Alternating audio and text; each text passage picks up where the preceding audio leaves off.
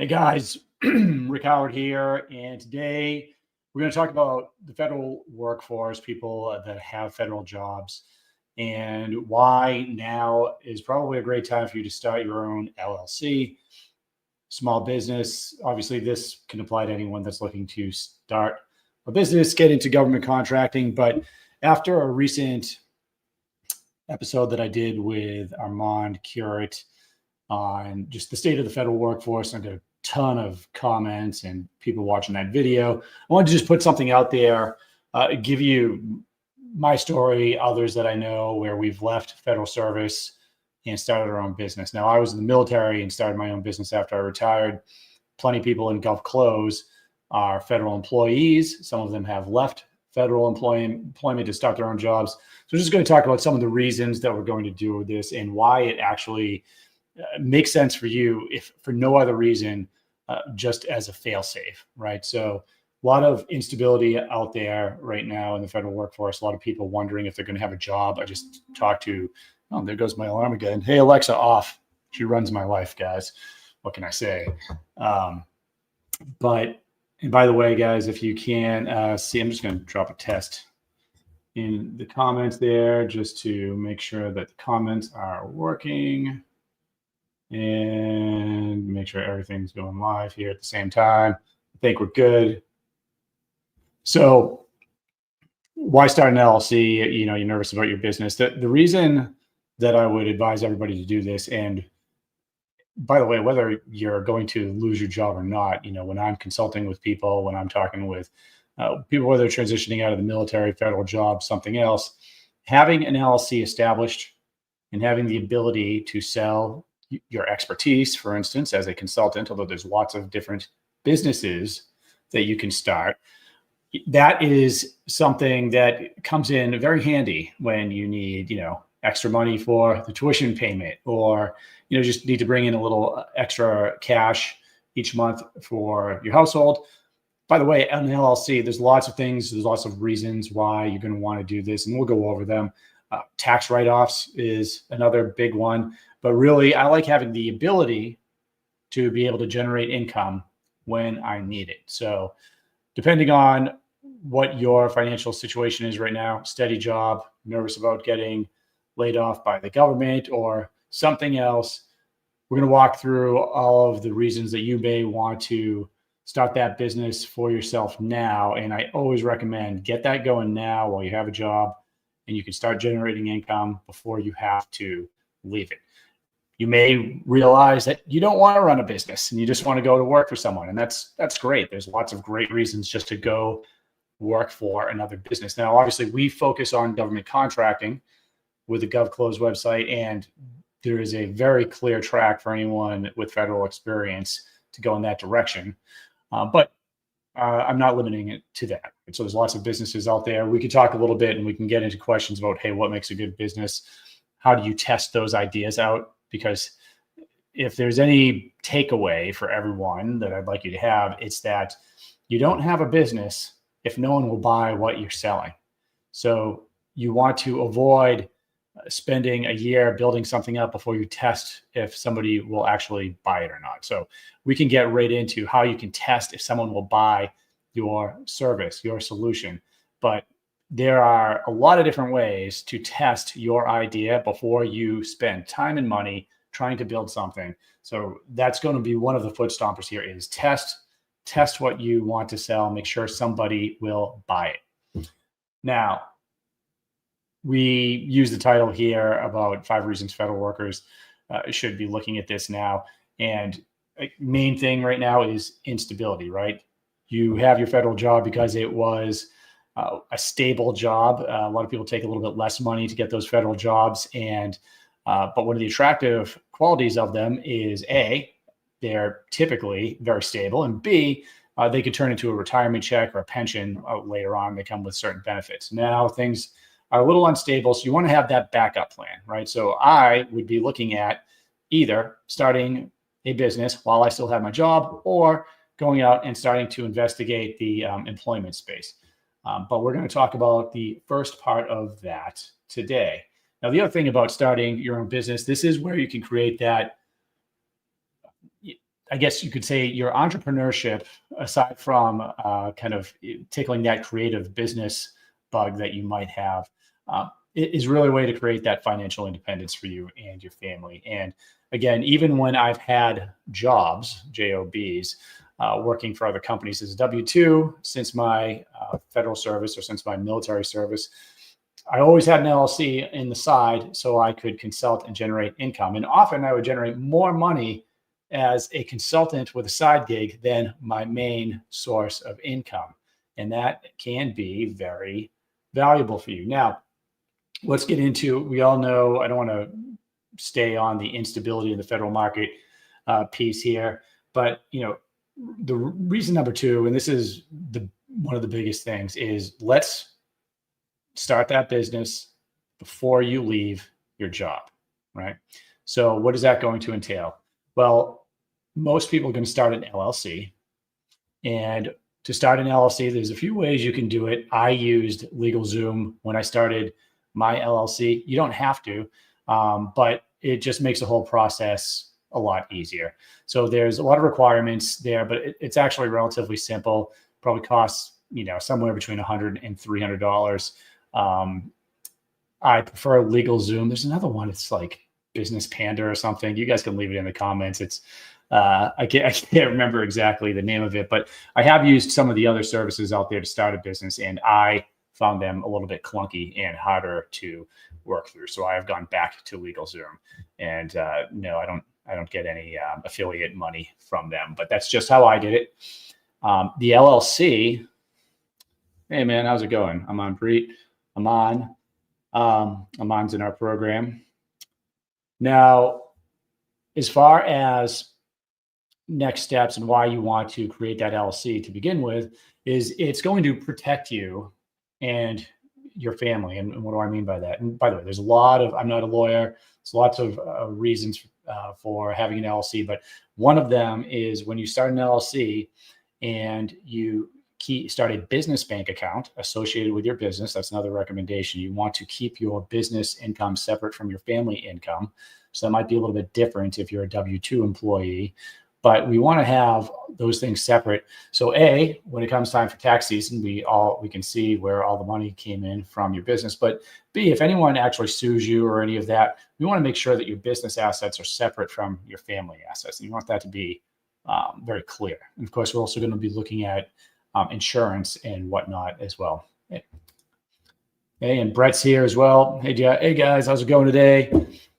So starting a business, get it started while you still have your job if you're a federal employee. And then this goes for everyone though. If you're thinking about starting a business, if you're not a federal employee and you have a job, this is something that you can do and probably should do while you have your current job. Now, are there any ethical considerations that you have to consider if you're a federal employee or legal ones and you have a side business? Well, there may be. If you're in the military, for instance, if you're active duty military, you have to get permission to have another income stream. So just make sure that you are checking all of the legal boxes. And you may have further restrictions as a federal employee on, maybe working in certain areas. Again, you're going to have to check that with your organization. How can you leverage your federal experience with this business? Now, we run GovClose, and this is where we train people the art of government contracting, and then we show them how to turn that into a business, consulting business, how to go out and get a job as a sales executive. And as a federal employee, if you're watching this, you already have experience in a federal agency. This is something I talked to Amanda about on my last interview we did on Friday. You have, even if you don't know anything about government contracting, you have knowledge about the federal agency that you came from. And that is something that companies will pay for, because companies guaranteed are selling to the federal agency that you came from. Now, most people that have federal jobs are probably in the bigger agencies like the DOD, DOJ, Department of Energy, etc. But companies are selling a variety of things to all of these agencies. And despite all of the cuts and everything else we're hearing about, this is going to continue. Okay. And it is big money. It is a huge industry. it is also very difficult to sell to the government. So having that expertise combined with your federal background can be a very lucrative business path for you. Oh, thanks, Brett. I appreciate that. So Brett's just saying, thanks for the information.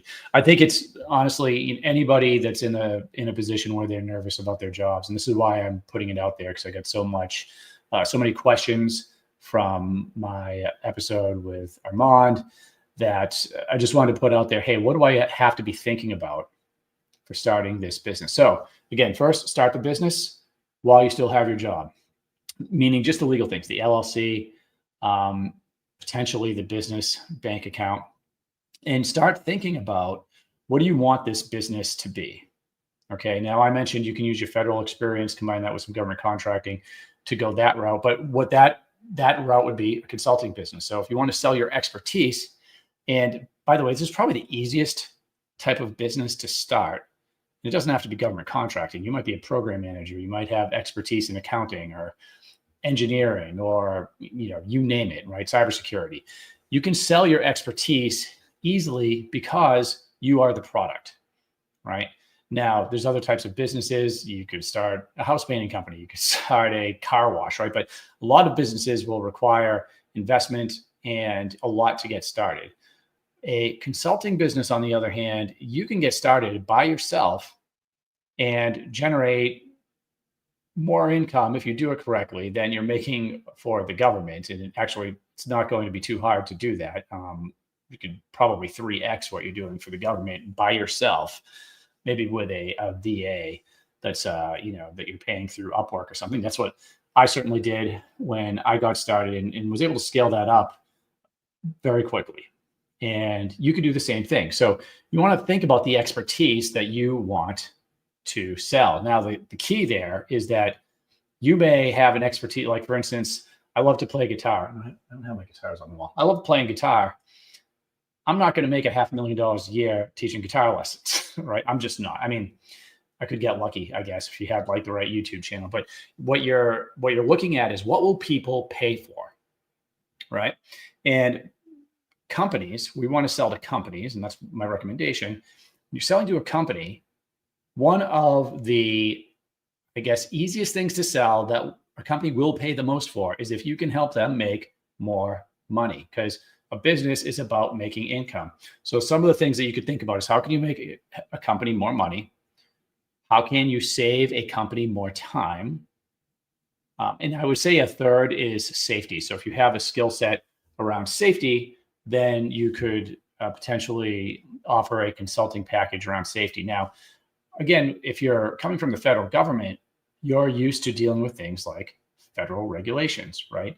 And safety, by the way, often is tied to those type of regulations. So now I'm just kind of spitballing here, but I want to give you some ideas about what type of consulting business you could start coming from the government, right? So again, with safety, anything tied to like OSHA regulations, stuff like that, if a company has to do it because of the industry, if a company has to follow safety regulations, if a company has to do X, Y, and Z because they are mandated, because it's the law, that's another great angle to take as far as selling your services to that company. So what I would do, and I recommend, is put a spreadsheet together, and start writing down what are the things that you want to do, what are the things that you like to do, then what are the skill sets that a company might pay for, right? And start dividing these down into, hey, they'll pay for this, but I don't want to. Like, for instance, I could very easily, and I have, sell proposal writing for government contracts, but I do not like to write proposals. So I'm not going to sell that, right? So, but you want to find the middle ground. So when people hire me as a consultant, typically it is to develop strategy for a business that's selling to the government. And I used to sell business development services. There's a lot of different areas and expertise that you could. Cybersecurity, same thing. Again, I keep bringing up government contracting because there's a lot of money being spent by the federal government, and it is complex. So when you start adding complexity to the funding, well, now we start honing in on a service that you can sell competently to another business, and you can use your background, your federal background, to potentially bring on some of those initial clients. Okay, so we talked about why you might want to start your business coming from federal, building an income stream before you leave, how important that is. And just to touch on that a little bit more, I like to know, and because I've done this, I want to know that I can make as much or more money with my business before I quit my job. Now, everyone doesn't have that luxury, but if you have a job and you're nervous, it's time to start testing that out, right? And so selling consulting work, it's a pretty easy way to kind of get started, start testing the waters, reaching out to companies, seeing if they're interested in your service. We talked about how you could leverage your federal expertise, and certainly leveraging your expertise in the government contracting realm. That would be my recommendation. But again, there's thousands of different things that you could use your personal expertise for. Another thing you could do when you're making that list of, hey, what kind of business am I going to run? Where do my skills fit? Think about the training that you've received in the government. Like, list it all out. Look at your performance reports, training, education, background, jobs that you've had. These are all things that you want to list out. And then, there's a very specific way you can start testing those. And we may get into that today if we have time.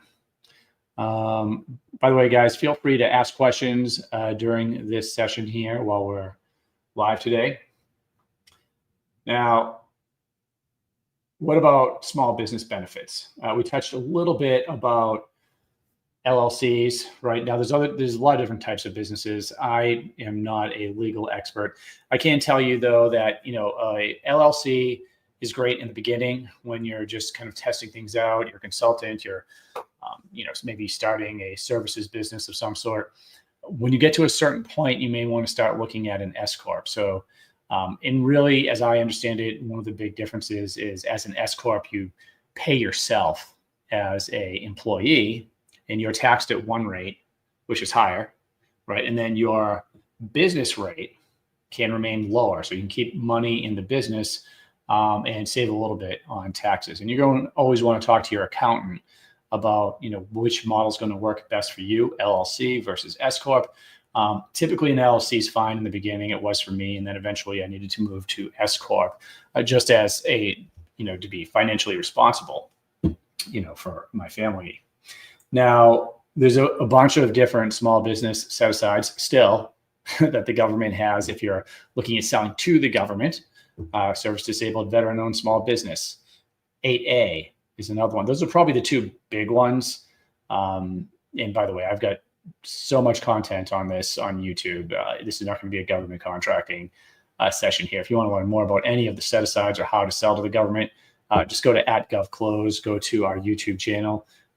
There, you could learn a lot, or at least get a really great overview of the government contracting process, and decide if you think it's right for you. But in the beginning, it takes a long time to sell to the government, so that's not the business you want to. If you're thinking about having to pivot from your job in the next 6 months, you don't want to try selling to the government. Selling to the government is the long game.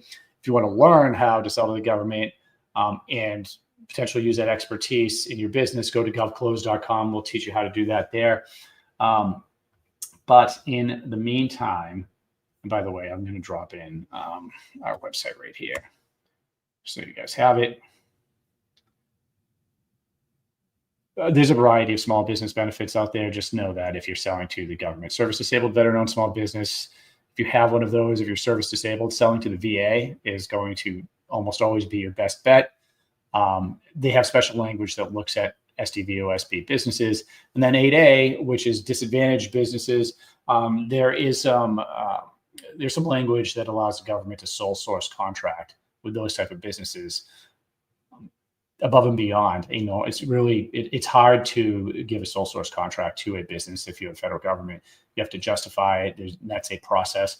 8A alleviates some of that. It's not, contracts aren't going to start falling out of the sky for you, but you may look into that. So just know there are some small business benefits on the government contracting side still, even in the midst of all of this. Freedom and flexibility. Now, I'll put some more content out there as far as this is concerned, but working if you start a consulting business, which is what I teach in our program, I feel like this is the most flexible way of starting a company that you can be involved with. You're the product in the beginning, you're providing the service or the product. So, the margins, meaning the profit that you're going to be able to make when you're selling these types of services is very high. And since you are the initial employee, you don't have to hire a bunch of people in the beginning, and you can work from everywhere, but you can work from anywhere. I mean, if you have an internet connection and a laptop, and I was in Puerto Rico 2 weeks ago, again, kind of checking that out for tax purposes, but also on a family trip, no problem working from there, right? Internet connection, great. We have, and I'll put out another video. Ross is one of our graduates from GovClose. He lives in Germany and is just staring out at the mountains in Garmisch and has no problem working as a consultant in this space. And we have people that are all over the world, most of them probably in the United States as we're selling to the US government, but consulting typically is going to give you enormous flexibility. Now let's see here. Let's see, we've got a couple questions here. I'm a contractor trying to partner with my university on an STTR. Any advice?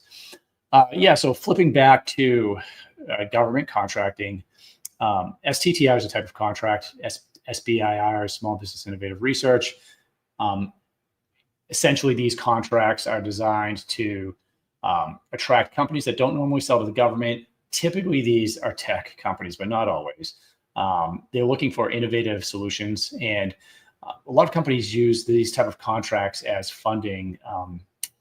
Instead of going after things like angel investing and taking money from investors where they're taking a piece of your company, the government will fund a technology development within a company that could solve a problem. And these come out in topics on SBIR.gov.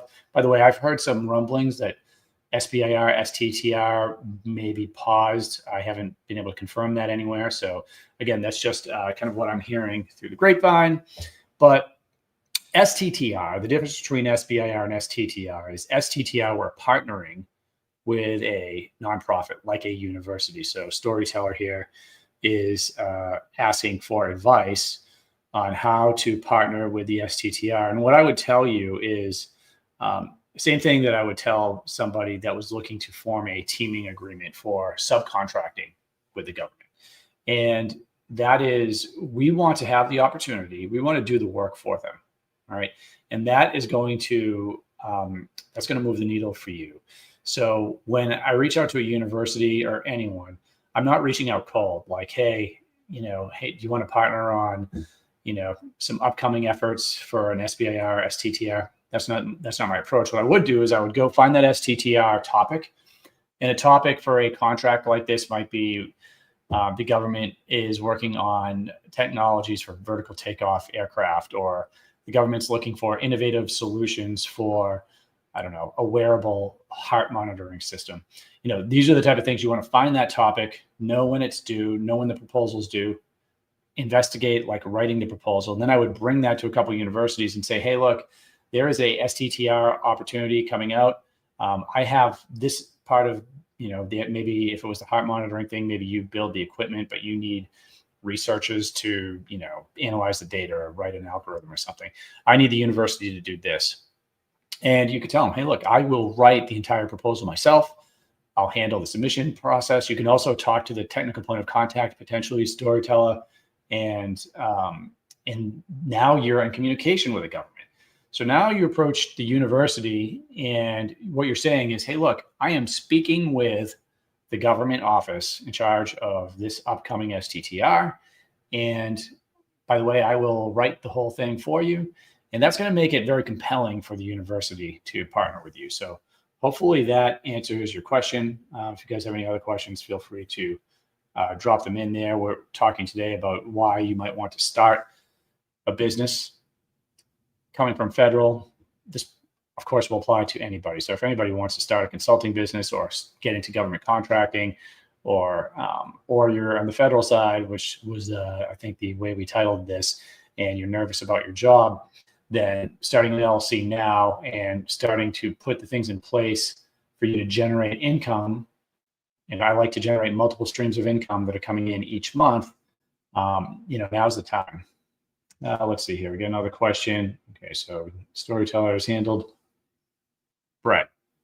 Rick, can you give your thoughts about consultant services for firms already on contract? For example, I was a U.S. Air Force civil engineering officer, and too many small contractors left opportunity on the table because they didn't know how to optimize or upsell our office in the field. The big primes excel in this area. Oh, you're right about that. And I think this type of work would be a great niche for consultants targeting a small business. But by the way, guys, if you are just seeing me for the first time, Rick Howard, I'm a former government contracting acquisitions officer. I was a program manager in an acquisitions branch here at Hanscom, foreign military sales, rapid tech development, and then started a consulting business when I retired in 2019, which evolved into GovClose, which is our training platform for training sales executives, training people on government contracting, and then how to turn that into a consulting business or get a job. We also train sales teams for companies that are selling to the government. So what Brett's talking about here is if you are a company that is on contract with the government, and small businesses are, you're right, Brett, guilty of this in a big way. The easiest way, and I hate to even use the word easy in government contracting in the same sentence, but one of the easiest ways to sell to the government, I think the easiest and fastest way, is if you are already on contract with a federal agency, you want to make sure that you are staying in constant communication with them. And I don't mean like harassing, but at least monthly. Hey, if you're providing a software tool, hey, program manager, because you'll have a contact there. How is that tool performing? You have services. Hey, how are my guys doing? How are my gals doing? Are they performing up to speed? And often they'll say, hey, we're having this problem. Well, then you go in and you fix the problem. But this type of constant interaction allows you to, first of all, get to know them, because there's a person on the other side of this government contracting wall. And it also lets them know that you are somebody that they can call if there's any problems, and you're going to come in and fix whatever the problem is. And this is a very good thing because it is going to make you one of their go-to people. It also gives you the opportunity to say, hey, we fixed a software thing. Did you know we have these other tools? Oh, no, we didn't know that. And, half the time it's probably like, yeah, we don't need anything right now. But then you get a call. It's like, hey, remember that tool? Like, could we actually see that? Yeah, let me bring that in. So what Brett's talking about is upselling your existing federal clients. Very important. Certainly, one of my clients turned into someone I worked for when I was selling software to mainly the Air Force and Department of Energy. And all I did was upsell our existing clients for the most part. That is one of the primary ways you're going to increase federal sales. So if you are in that space, that's something you can do. By the way, you could also offer that as a service. If you were starting a consulting business, right? You're coming out of, say, you pick the agency and say, now you're approaching companies. Hey, I'll help you with your relationships with that organization, or I'll help you find opportunities with that organization, or I'll help you write sources. I mean, again, I could list off 50 different things that you could sell to a company to help them sell to the organization that you're coming from. I would just say, guys, make sure that you don't have any restrictions preventing you from doing something like that. Most people will not, but some will, right? I certainly had restrictions for a year or two when I first retired that would prevent me from engaging on certain efforts, certain programs that I would have worked on. So just understand that. Yeah, feel free if you guys have any questions, drop them in there. Does everybody watching know what an SBIR or STTR contract is? I know we were talking about it when Storyteller had the question. If you do have questions on any of the acronyms, if you don't understand something that I've said, throw that in with the comments. This is also how we decide which videos we're going to put out on YouTube. If you haven't followed our YouTube channel, check it out at govclose.com. Storyteller, I know you know what an STTR is. You've written about 12. Storyteller, have you won any? Hoping the answer is yes. Because if you have, well, you also have the ability to write proposals that win STTR, SBIR contracts. So this is what I'm looking at, by the way, guys, in the comments here. So I know I'm on a few different platforms. Okay, and no, not yet. Okay. I think you're saying you're a PhD and probably haven't won any of those yet. By the way, there is a art form to winning some of these contracts. Anyone that consumes our content realizes that one of my core philosophies when selling to the government is we find the opportunity is far ahead of the solicitation, the official RFP, request for proposal, request for quote. You want to find out about it as far ahead of that solicitation as possible if you really want to have a shot at winning it. Now, if you were on a federal sales team that, like for a company that's been doing this, and you brought them just, hey, this RFP just dropped, and that's the first time you wanted to engage on it, you'd probably get laughed at. Because what you'd be asking the company to do is commit resources to, because there's writing a proposal, as you probably know, storyteller, takes a lot of work. You're going to commit that kind of time and resource to an opportunity that, you know, the office doesn't even know you. This is the first time they're going to see or hear from you is when that proposal comes in. Yeah, so that's not typically where we want to start. What we want to do is for 99% of the stuff that we want to start way, way, way before that. So for the STTRs, SBIRs, one of the things I like to do going into it, I want to talk to people in the government that could potentially use this solution. I'm looking for typically letters of reference or support from them, even just say, hey, this is great. I would like to use this in my area. Talking to the technical point of contact, which you may or may not have done. Storytellers hitting me up here. What else do you have to say? Let's see here. No, not partnered with a large, and so that, okay, that's why I'm trying for STTR. And finish my PhD. I'm including that in my proposal.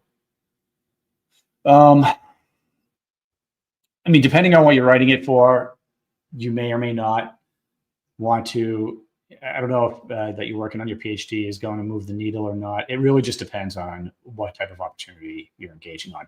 I will say this, though, for anyone that has tried to win SBIRs and has failed, Storyteller is definitely going on he's got the right idea here, because if you partner, first of all, you're more likely to win an STTR than you are an SBIR, at least from the anecdotal evidence that I have been provided from different agencies I talk to, because typically less people are going to submit STTRs because they're more work. And so you have less people engaging on them, less competition. They're more work because you're partnering with a university. So more work, a little of that work up front to develop that partnership with the university could reduce competition on something like an STTR versus a SBIR. So again, hopefully that answers some of your questions there on SBIR versus STTR. By the way, I don't know that I would probably pause on this idea now, considering, you know, where we are with Doge. But what I was going to say is that, you know, some people, their business centers around SBIR and STTR. I do not advocate for an SBIR proposal farm business, meaning there are some companies that just go out and try to win SBIR, and that's their business model. I don't like that at all. That's not what it's designed for. But I do love the SBIR and STTR program for companies that are, especially tech development companies. You have an innovative idea or solution, and you're dipping your fingers into government contracting for the first time. I've worked with plenty of companies on this type of thing, augmented reality and others, and training, augmented reality training. It's a great way to start winning some of those initial contracts and get your feet into it. Now, there may be some disruption in SBIR, STTR now. You just got to keep your ears open as to what the government is actually doing. Like I said, I've heard some rumblings, but you know, I haven't confirmed any of that yet. Last time I went onto the SBIR website, Storyteller, it was all of the topics were still there and live, and there were due dates coming up, and you know, we could certainly turn this into a SBIR talk if you wanted to. That is a skill set that consultants will sell services for, right? So, we have consultants that have left our program, or actually Deb, for instance, still in our program. She graduated, but she's a SBIR, STTR proposal writer, which actually, storyteller, you may want to meet Deb and see, if she can help you out on your next proposal, because she's really good at it and has a lot of experience there. And just to say that you can have experience in a lot of these different areas and then sell them as consulting services and start a business. Again, starting that business and having enough income coming in to rival, if not double, triple what you're bringing in with a federal job or just your regular W-2, it's not that difficult to do that. And by the way, much, much faster to go the consulting route than it is to, meaning you're selling to other businesses. It's much easier to start a business like that than to start selling to the US government, which takes time. And as you saw from Storyteller, what'd you say you wrote? You've written about 12 of those SBIRs and you didn't win any. So, I mean, you can see, these contracts don't just come falling out of the sky.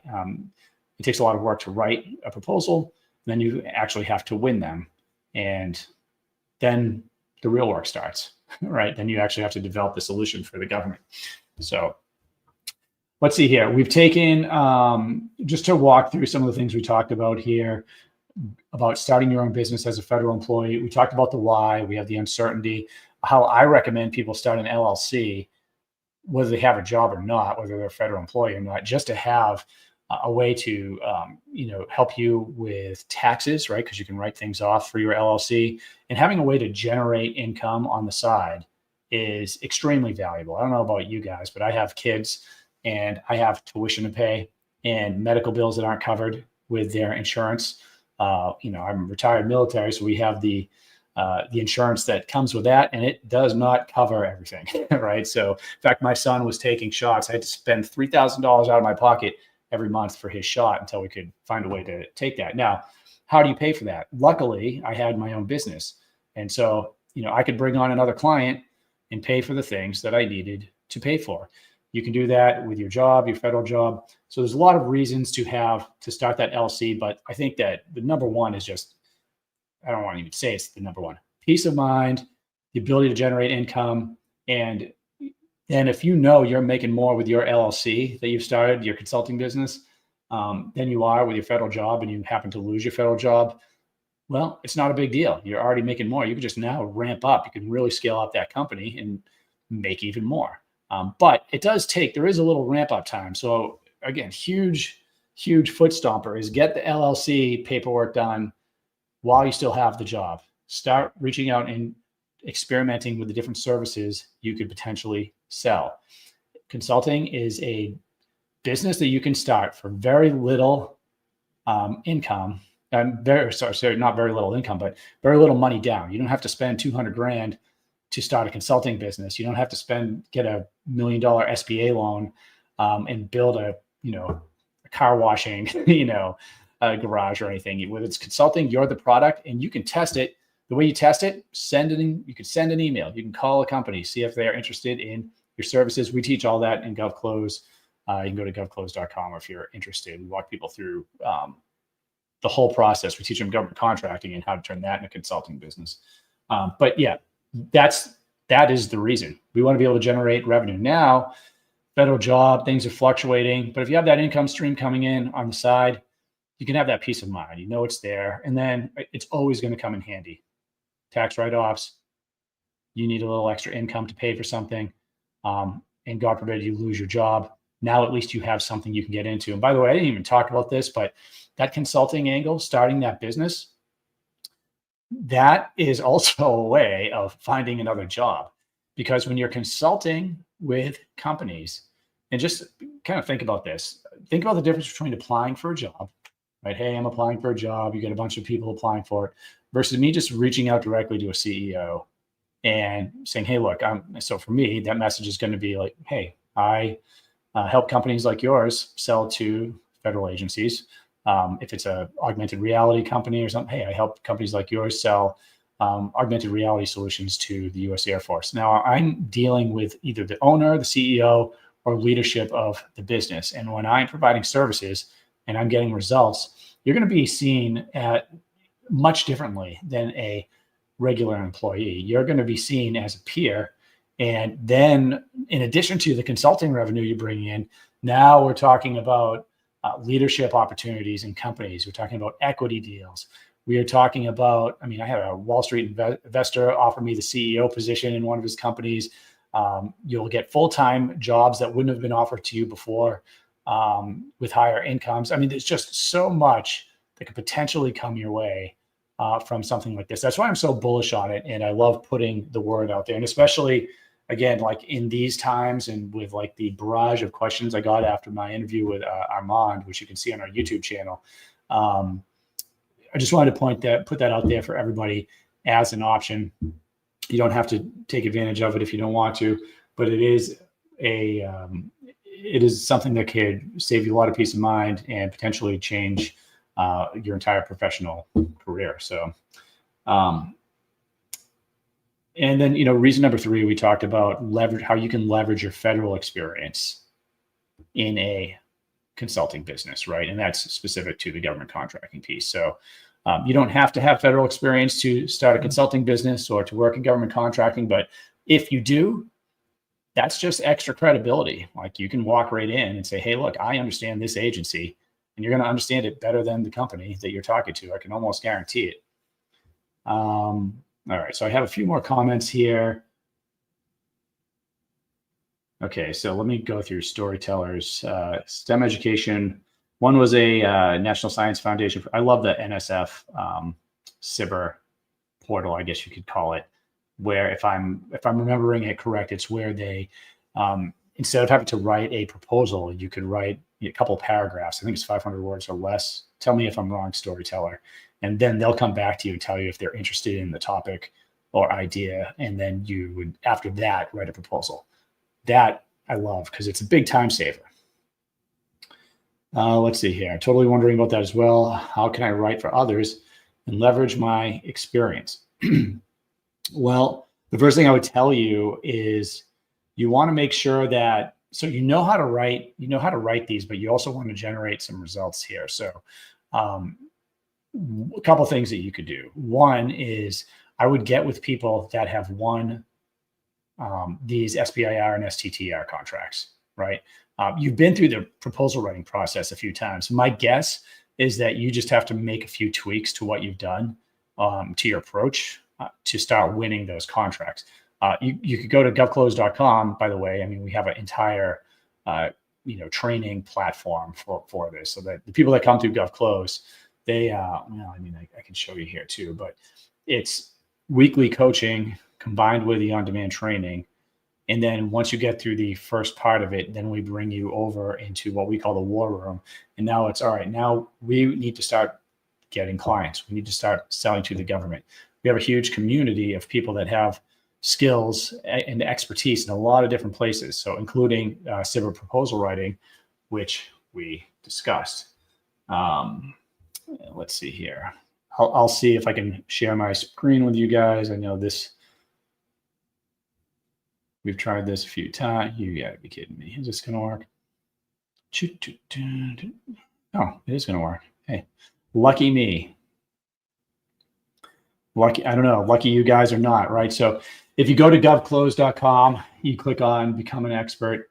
Then you have to kind of get through the watch now video here where we give you the overview.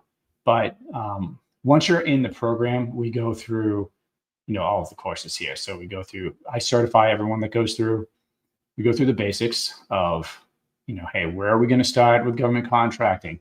Because just coming from the federal government doesn't mean you know anything about government contracting. In fact, I was in government contracting as an acquisitions officer, and I'm still learning things every day.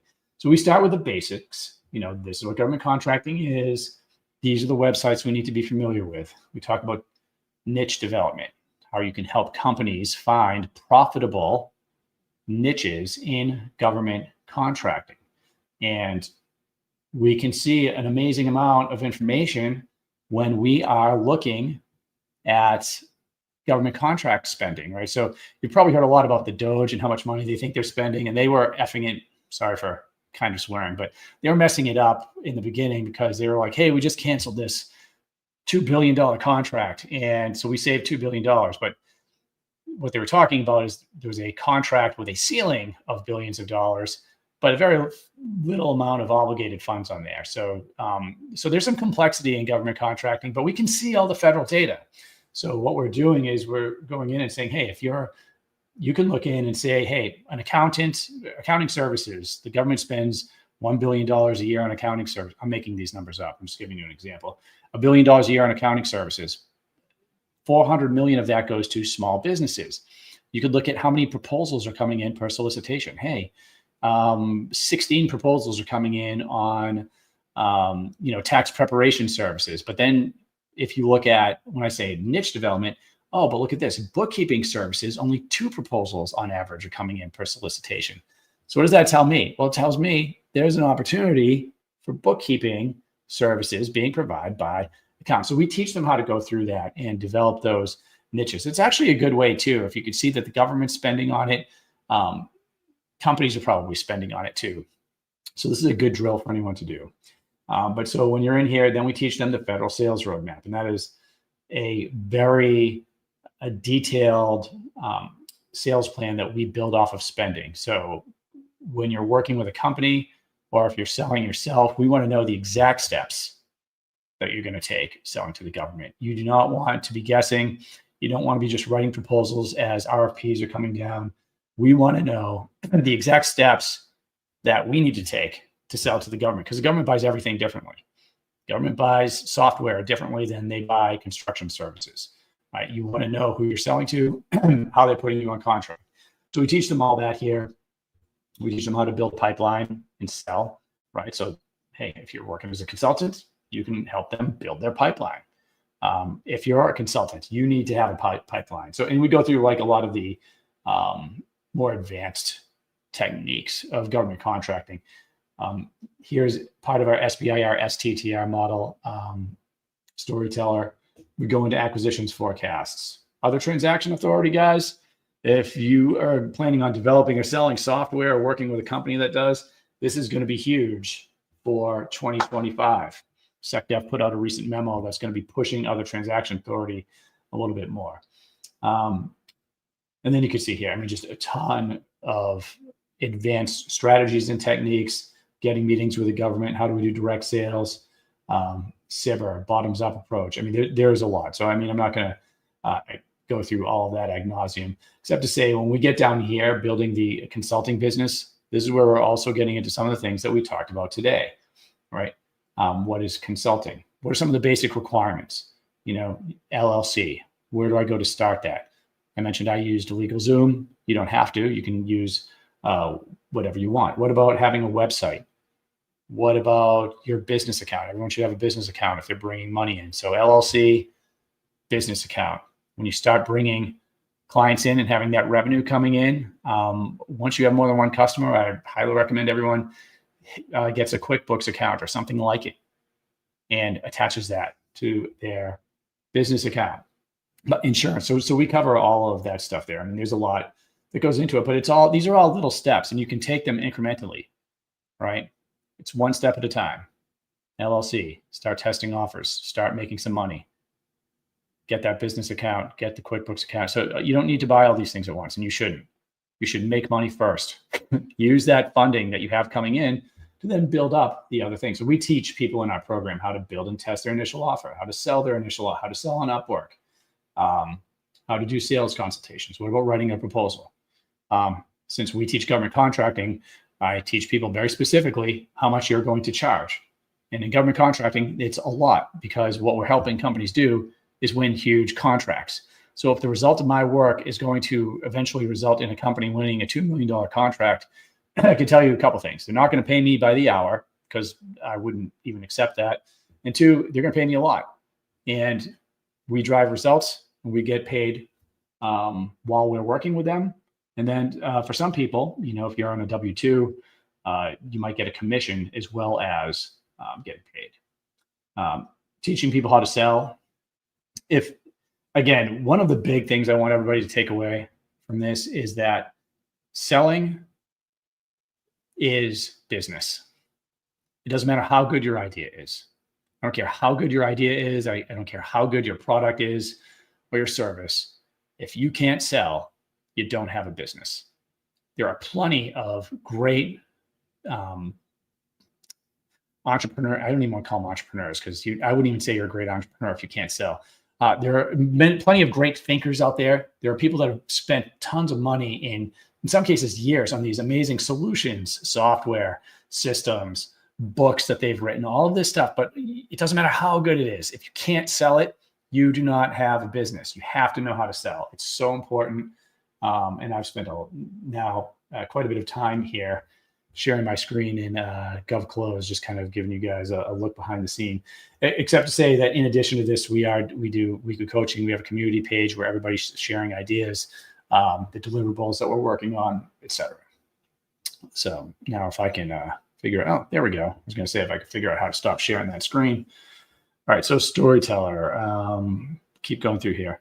Looking at pivoting to fulfillment on consumables, so helping suppliers get registered as subcontractors.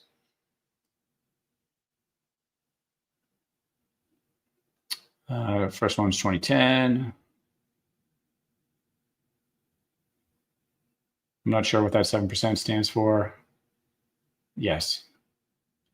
Okay. Yep. No, I agree with all that.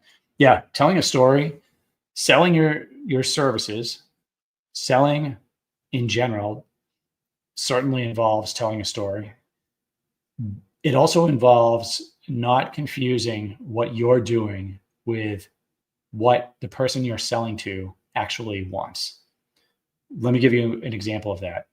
So I sell services that help companies win government contracts. I could, whether it's by email, a video, a phone call, I could talk about all the different things, all of the boring ass things that I do to help a company win a contract with the government, right? I could talk about finding sources sought, managing a pipeline, how I engage with the offices, setting up meetings, influencing, creating sole source contract, all of that stuff. I could talk about all of that. But what does the company want?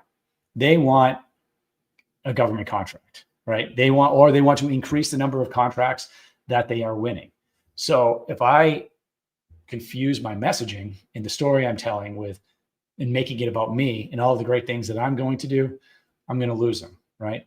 But instead, if I approach them and I tell them, look, you're a roofer, or you are a accounting firm, a small woman-owned business accounting firm. Well, hey, we just looked at the federal data. Here it is. The average small woman-owned business that owns an accounting firm and sells to the government makes $3.1 million a year. Now, I just made that number up off the top of my head, specific to accounting, but I can see that. I could go in probably in the next 5 minutes and tell you exactly how much a small woman-owned business that's an accounting firm makes, probably less time than that. I can also tell you that the average small business in general is almost always between 2.7 and 3.1 million. This year, FY24, we know how many businesses, we either know how many businesses sold or how much the total small business spend is. I think it's the total small business spend.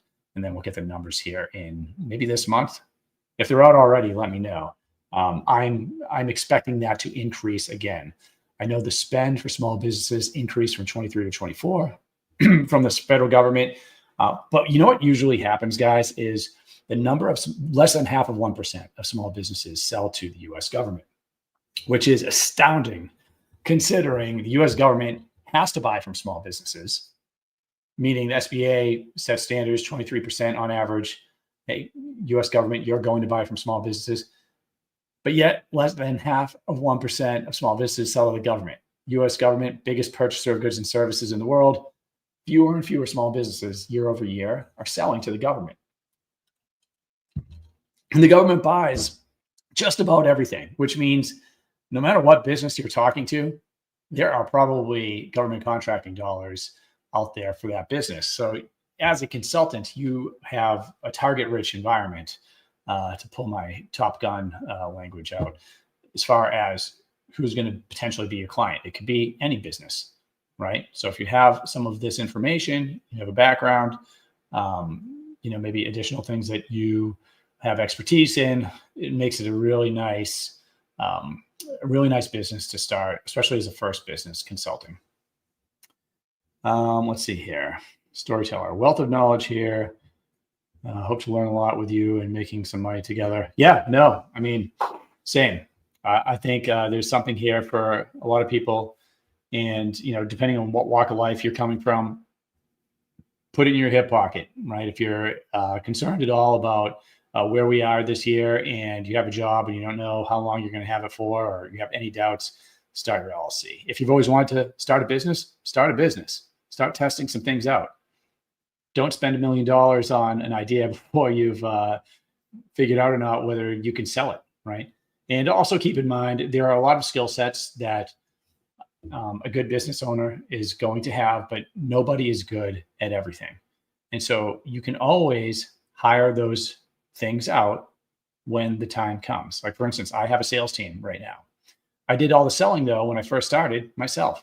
I took the consultations. I still take consultations almost every day, but I have a sales team that handles that for the most part for me now. There are people that are great at that. There are people that are great at writing proposals. There are people that are great at accounting and the numbers. You're not going to be great at everything. But you can slowly start bringing people on as you build your business. Most important thing, get the business established, test your ideas, start bringing revenue in, build from there. All right. Any other questions today from anybody watching? We have a few people on here. Again, I just want to present what some of the options were starting a consulting business. Again, I have been doing this now since end of 2019, 2020. I started right in the beginning of COVID. Actually, COVID hit when I went full time on our consulting business, and obviously now we do training and a few other things. And you'll have opportunities that are presented to you as you run a business, especially with the consulting piece. Again, for those of you that want to learn more, you can head on over to govclose.com, check out our website, check out, you can talk to our sales team, get an overview of the process. You could also, and this is something that you may want to consider, is looking at some of the additional things that we provide our students in there to help them. So they receive our CRM, GovClose CRM for selling to the government. They can use that and bring on clients. For some of our students, we will help build their website. So it's actually pretty easy. But when you start talking about bringing inbound leads, setting up your funnels and all that, we have all that set up, and anyone that wants to earn the program, they just need to reach out to me. And I know a few of you are on here now that are in the program. So if you want to, Brett, no, thanks, man. Appreciate it. Yeah, you guys can always reach out to me with any questions. Check out the YouTube channel for our upcoming videos. We'll have a new one here this Friday. And that's going to be it for today, guys. Take care. The GovClose certification is generating tremendous results. So 27 years old, you've never worked in government contracting, you've never worked as a consultant, and you just closed your first deal, is that correct? That's fair. And I've got a couple small projects on the side as well, so definitely probably my best investment I've made all year. It would be my second post on how a cold call landed a 9-figure government contract. My name's Gavin Tice. So my name is Ethan Mart. When I was able to enroll into the GovClose program, it just exceeded all my expectations. It really has provided a lot of valuable learnings and insights that I would not have found on my own. I was able to get a consulting gig with a software company that currently works with the intelligence community. Hi, I'm Deb Diller Harris. If you want to learn how to sell to the government, if you want to learn how to start your own consulting business, if you want to learn the skills that you need to go land a 6-figure plus account executive job with big companies selling to the government, the certification program is for you. Head on over to govclose.com, check out our certification program, talk to the team. You won't regret it.